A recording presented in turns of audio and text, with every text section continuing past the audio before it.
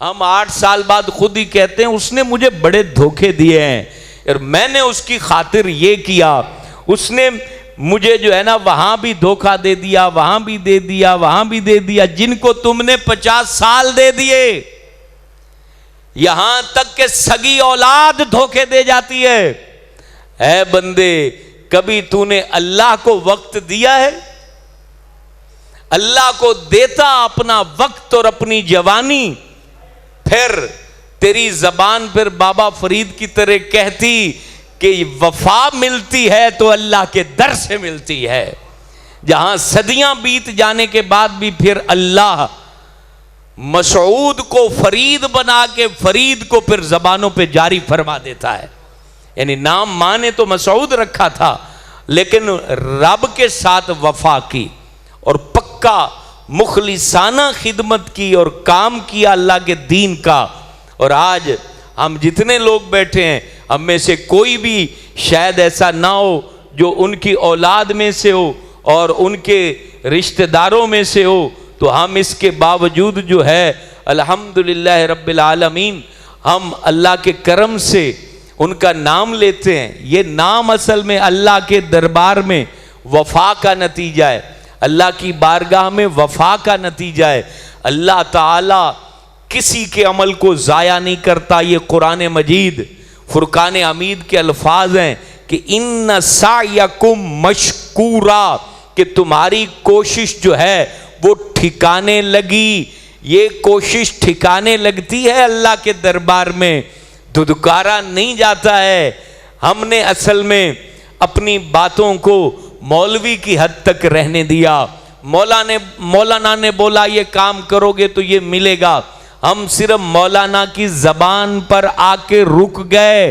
ارے عالم تصور میں تو سوچتا کہ یہ ساری باتیں زبان رسول سے نکلی ہوئی ہیں، اور تو عالم تخیل میں جا کے حضور پاک کی ان باتوں کو محسوس کرتا اور پھر ان باتوں کو وحی سے جوڑتا کہ یہ وحی کے ذریعے حضور کے اوپر نازل کی گئی ہیں، اور تیرے تخیل اور تیرے خیالات پھر عرش معلیٰ کی طرف جاتے، اور پھر تجھے یہ احساس ہوتا کہ یہ باتیں تو جبرائیل زمین پر لے کر آئے ہیں، اور خود مجھے پیدا کرنے والے اللہ نے میرے ساتھ یہ وعدے کیے ہیں، اور اللہ تو وعدے کا خلاف نہیں کرتا۔ پھر خدا کی قسم تو جوانی بھی اللہ کو دے دیتا، مال بھی اللہ کو دے دیتا، لیکن معاملہ کیا ہے؟ معاملہ یہ ہے کہ ہم تو اپنے مسجد کے مولوی تک آ کے رک گئے، ہم تو اپنے پیر صاحب کے پاس آ کے رک گئے، ہمارا خیال اللہ کی طرف نہیں گیا، طاقتوں والے کی طرف نہیں گیا، ہم تو ایک مجبور شخص کی طرف آگے ٹھہر گئے نا۔ ہم تو یہاں ٹھہر گئے یار یہ مولوی صاحب اس کی تو خود اپنی روٹی پوری نہیں ہوتی، یار یہ جو پیر صاحب ہیں یہ تو میرے پاس آ کے کھانا کھاتے ہیں، یہ فلانا خطیب ہے یہ تو خود میرے پاس آ کے کھا رہا ہے۔ نہ وہ شخص تمہارا مقصود نہیں ہے، تمہاری مراد اللہ ہے، تمہارا مطلوب اللہ ہے، تمہارا مقصود اللہ ہے، اور اللہ رب العالمین اللہ الصمد ہے، وہ بے نیاز ہے، اس کی قوتیں لامحدود، اس کی صفتیں لامحدود، اس کا علم لامحدود، اس کی طاقت لامحدود، اس کا فضل لامحدود، اس کی رحمت لامحدود، اس کے خزانے لامحدود، اس کا جو ہے وہ طاقت اور وہ عرش وہ بھی لامحدود۔ اے بندے، تیرا اللہ تو بڑی طاقت والا ہے، تو اس کے وعدوں کو یوں سمجھ کے اللہ تیرے ساتھ وعدہ کر رہا ہے تو پھر تیرا قدم پیچھے نہیں ہٹے گا، آگے بڑھے گا اور تو بڑھتا جائے گا، رحمت تجھے آغوش میں لیتی جائے گی، اور پھر تیرے بگڑے کام بھی سنوریں گے، تیرے وہ کام بنیں گے جو تو سوچ چکا ہوگا کہ یہ نہیں ہو سکتا۔ آ تو صحیح، اپنی پوری توجہ کے ساتھ آ، پھر تیری آزمائشوں پر وہ تجھے وہ اجر دے گا، تیرے غم پر وہ تجھے وہ اجر دے گا، تیرے زخموں پر اپنی رحمت کی مرہم لگائے گا، تیرے دکھوں کے اوپر اپنی عنایتوں کی ایسی مرہم اور ایسی جو ہے وہ چھاؤں کرے گا کہ تو پھر سمجھے گا واقعی اس غم میں بھی راحت ہے، اس غم میں بھی ایسی راحت ہے۔ جیسے ایک واقعہ لکھا ہے، ایک خاتون کے جو ہے وہ 20 بچے جو ہے وہ یکے بعد دیگرے، پہلی امتوں کا واقعہ، وہ فوت ہو گئے اور سارے جوانی میں فوت ہوئے۔ آخری بچہ جب فوت ہوا تو وہ عورت جو تھی وہ پاگل ہو گئی، اس کا دماغ موف ہو گیا، عقل زائل ہو گئی۔ اچانک اللہ پاک نے اس کے اوپر غنودگی طاری کی، اس نے دیکھا کہ جنت کے اندر محل ہے اور اس پر اس خاتون کا نام لکھا ہوا ہے۔ فرشتوں نے کہا کہ ذرا اندر جائیے، اپنا محل دیکھیے۔ جا کے دیکھتی ہے تو اس کے تمام بیٹے مسندوں کے اوپر بیٹھے مسکرا رہے ہیں اور کہہ رہے ہیں ماں ہم بڑے آرام اور چین سے ہیں۔ تو پھر وہ عورت کہتی اللہ تیرے قہر میں بھی مہر چھپا ہوا ہے، مجھے تو پتہ ہی نہیں تھا کہ تو قہر میں بھی اپنا فضل کرتا ہے۔ تو وہ اللہ ہے، جب اس کی طرف لوٹ کے آتے ہو نا تو پھر دنیا کی تکلیف نہیں لگتی، پھر اللہ کا ذکر بندے کے دل کو چین دیتا ہے، بندے کو راحت دیتا ہے، قرار دیتا ہے۔ ہم ایک بہت بڑا شکوہ کرتے ہیں، میرے مسئلے حل نہیں ہوتے، میں نیکی کہاں سے کروں، صدقہ کہاں سے کروں۔ ایک بات کان کھول کے سن لیجئے، جب زندگی تنگ ہو جائے، بیماری جان نہ چھوڑے، جب غم تمہیں جکڑ کر رکھ دے تو یاد رکھنا اس کا ایک ہی علاج ہے، بانٹنا شروع کر دو، ہاتھ کھول دو۔ پھر جب تمہیں پتہ لگ جائے کہ نہیں مجھے تو دنیا نے وفا کی نہیں ہے، پر بانٹو دونوں ہاتھ کھول کر، یوں کھول کے بانٹتے جاؤ گے، رحمت اسی قدر تمہارے گرد گھیرا ڈال لے گی اور تمہارے مسئلوں کو حل کر دے گی۔ ہم کیا کرتے ہیں، جو مسئلہ آتا ہے ویسے ویسے ہاتھ تنگ کر لیتے ہیں۔ نہ ہاتھ تنگ نہ رکھے، کھلے ہاتھوں والا اللہ کو پسند ہے۔ جس کے ہاتھ کشادہ ہیں، آپ ریڑی لگاتے ہیں، آپ دکاندار ہیں، آپ کی فصلیں ہیں، ٹھیک ہے جی فصل خراب ہو گئی جی، گڑا پڑ گیا، بہت بڑی آزمائش ہے، لیکن اس آزمائش میں بھی نکلنے کا ایک ہی حل ہے، بانٹنا شروع کر دو۔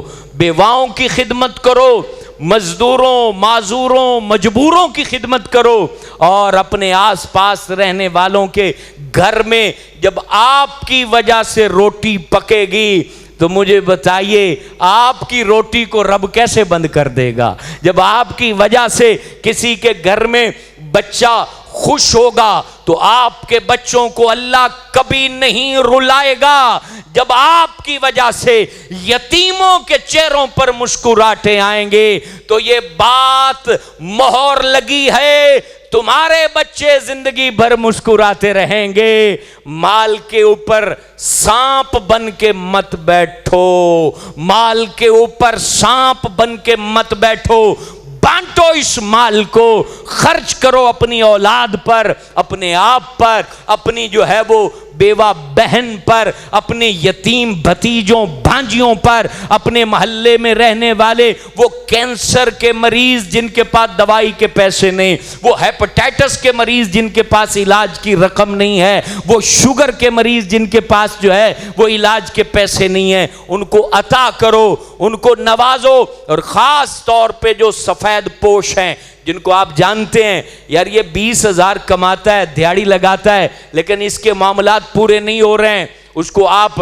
اس کے گھر میں جا کے دے کے آئیں اور پھر امام زین العابدین کی طرح دے کے آئیں کہ جب ان کو غسل دیا گیا تو ان کے جسم کے اوپر توڑے اٹھانے کے نشان تھے، توڑے اٹھانے کے نشان تھے، اور کسی کو نہیں پتا تھا کہ مدینے کے وہ تمام گھر جو مجبوروں کے ہیں، ان گھروں میں جو آٹا ہے، جو راشن ہے، وہ کوئی اور نہیں، شہزادہ رسول امام حسین کے بیٹے حضرت امام زین العابدین رات کے اندھیرے میں دروازے کے باہر رکھ کے دروازہ بجا کے وہاں سے چلے جایا کرتے تھے، اور وہ دروازہ کھولتے تو راشن رکھا ہوتا تھا، اس کو جو ہے وہ پھر پکایا کرتے اور کھایا کرتے۔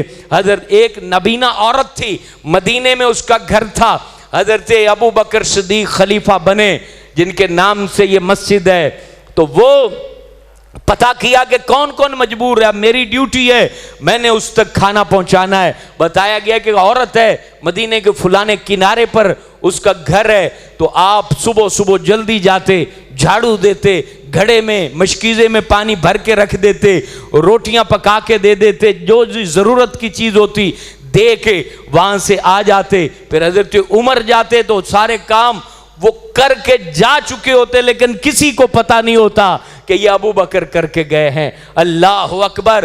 ایک دن وہ بہت جلدی آ کے چھپ کے بیٹھ گئے، دیکھا تو خلیفہ وقت امیر المومنین سارے کام کر کے جا رہے ہیں۔ پھر حضرت عمر فرماتے ہیں اے ابو بکر تیرا مقابلہ کوئی نہیں کر سکتا، تیرا مقابلہ کوئی نہیں کر سکتا۔ یہ لیڈرشپ تھی میاں، یہ ہمارے رہنما تھے تو بھوک ناچا نہیں کرتی تھی بازاروں میں۔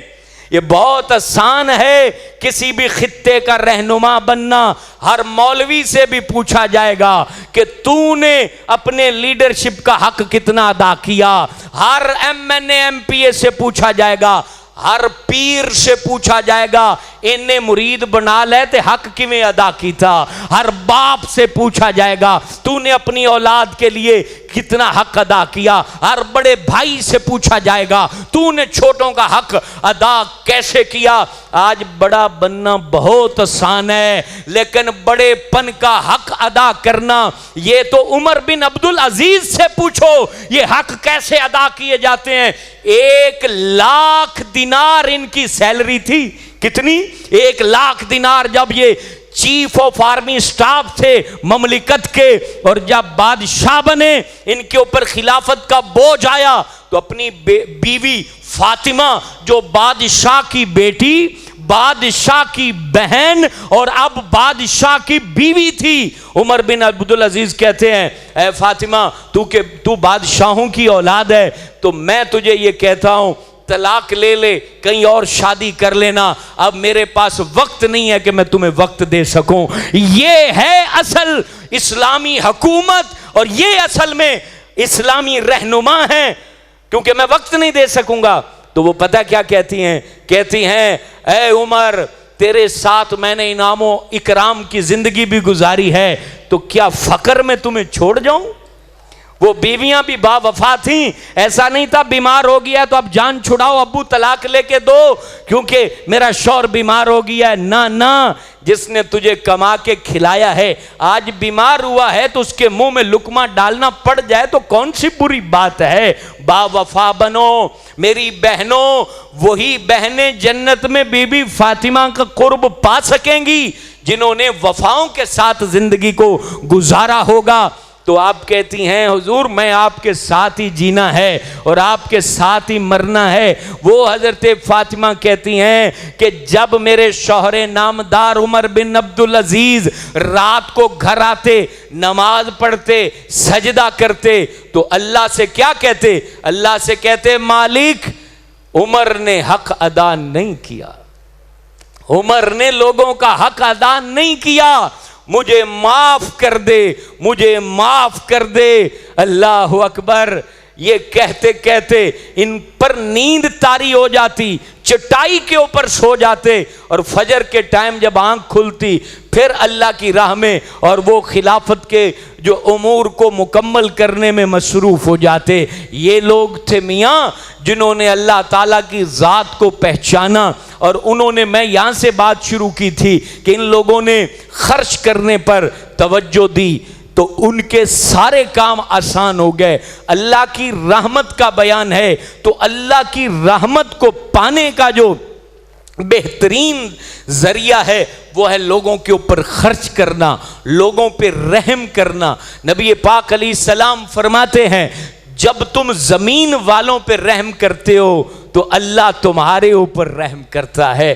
نبی پاک فرماتے ہیں بنی اسرائیل میں ایک خاتون تھی، اس نے ایک کتے کو دیکھا، وہ پیاس میں اس کی زبان منہ سے باہر آ چکی ہے تو اس نے اپنا موزہ اتارا، اپنے دوپٹے کے ساتھ باندھا، کنویں کے اندر اس موزے کو ڈالا اور اس موزے کو بھر کے کتے کے منہ کو لگا دیا، اس کی پیاس بجھ گئی۔ وہ عورت اخلاقی طور پہ اچھی نہیں تھی، لیکن جب وہ فوت ہوئی تو اللہ کریم نے فرشتوں سے کہا اس سے حساب نہ لینا، اس کو عذاب نہ دینا، اس نے کتے پر رحم کیا ہے، میں رب اس کے اوپر رحم کر کے اس کو بخشش عطا کرتا ہوں۔ ایک کتے پہ رحم کرنے والی عورت پر رحمت نازل ہو جائے، مجھے بتائیے جو بندوں پہ رحم کرتا ہو۔ ہمیں تو اپنے پیاسے بھائی کا احساس نہیں ہوتا، ہم دوسروں کی روٹی چھیننے پر لگے ہوئے ہیں، عدالتوں کی طرف دھکے کھلاتے ہیں اور ان کو رلاتے ہیں، کیونکہ ہمارے جاننے والے بہت ہیں، ہمارے جاننے والے عدالتوں میں بھی ہوتے ہیں نا، ہماری سنوائی تو تھانوں تک ہوتی ہے، ہم تو جھوٹے پرچے کراتے ہیں اور پھر اپنے رشتہ داروں کو رلاتے ہیں جگہ جگہ، حالانکہ ہمیں پتہ ہوتا ہے کہ ہم جھوٹے ہیں۔ گواہ جتنے لائے ہیں وہ بھی رشوت خور اور حرام خور لائے ہیں۔ اس بات کا بھی پتہ ہوتا ہے کہ یہ بندہ جو جج کے سامنے قرآن مجید پہ ہاتھ رکھ کے قسم اٹھا کے میری گواہی دے رہا ہے، یہ بھی جھوٹا ہے، اس کی گواہی بھی جھوٹی ہے۔ اے بندہ خدا، اتنے جھوٹ بول کے سچے رب سے رحمت کی امید رکھے بیٹھا ہے، پھر کہتا ہے کہ مجھے یہ مسئلہ کیوں ہو گیا، وہ مسئلہ کیوں ہو گیا۔ جو معاشرے کے لیے مسئلے کا سبب بندہ بن چکا ہے، اس کو مسئلے نہیں ہوں گے تو پھر کس کو مسئلے ہوں گے؟ لہذا اللہ رحمان ہے تو اس کا یہ مطلب نہیں گل چھرے اڑاؤ، عیاشی کرو، زنا کرو، شرابیں پیو، بدکاریاں کرو اور جناب غیر محرموں کے ساتھ دوستیاں کرو، نشہ کرو، اور اللہ بڑا رحمان ہے۔ اللہ رحمان اس کا یہ مطلب ہرگز نہیں ہے۔ اللہ رحمان اس معنی میں ہے کہ آؤ معافی مانگو تو وہ سب کچھ معاف کر دے گا۔ گلچھروں کی زندگی چھوڑ دیں اور تقوی و پرہیزگاری کی طرف آئیں، یہ رمضان آیا ہے بخشوانے کے لیے۔ حضور پاک نے کہا بدبخت ہے وہ شخص جس نے رمضان پایا اور اپنی بخشش نہ کروا سکا۔ یہ جبرائیل نے دعا کی تھی اور حضور نے کہا تھا آمین، اور پھر جبرائیل نے کہا تھا بدبخت ہے وہ بندہ جس نے ماں باپ کو زندہ پایا اور بخشش نہ کروا سکا۔ حضور پاک نے کہا آمین۔ اندازہ لگا لیں، اب آگے حدیث طویل ہے، میں یہیں پر ٹھہراتا ہوں۔ رمضان ملا ہے، قدر کر لیں، ماں باپ زندہ ہیں تو بھی قدر کر لیں، مر جائیں گے تو روح دوبارہ نہیں ڈالی جائے گی۔ آج یہ بڈھا ہو گیا ہے، بال سفید ہو گئے ہیں، موت کا پیغام ان کے پاس آ چکا ہے۔ موت تو جوان کو بھی آ جاتی، لیکن یہ تو بالیقین پیغام آ گیا ہے۔ اور اس بڈھے والد کو بیٹھک میں بیٹھا دیکھ لو تو اللہ کی رحمت پر اور اللہ کی مہربانی پر شکر بھی ادا کرو، اور سب سے پہلے اس کے قدموں میں بیٹھو، اس کے پیروں کی گرد جھاڑو، اس کی داڑھی پر تیل لگاؤ، کنگھی کرو، اس ابے کو سرما لگاؤ، اپنی والدہ کو جو ہے نا اس کے پاؤں دھوو۔ یہ زندگی ہے، یہ اصل میں رحمت پانے کے سبب ہیں۔ بھول گئے بوڑھوں کو اور عیاشی میں پڑ گئے جوان، اور آج کہتے ہیں کامیاب نہیں ہو پا رہے۔ کامیابی کو تو لات مار کے باہر نکلا ہے گھر سے، خود لات ماری ہے تو نے اپنی کامیابی کو، دھکے کھاتا رہے گا، کہاں سے ملے گی کامیابی؟ تو اللہ تعالیٰ مہربانیاں کرے۔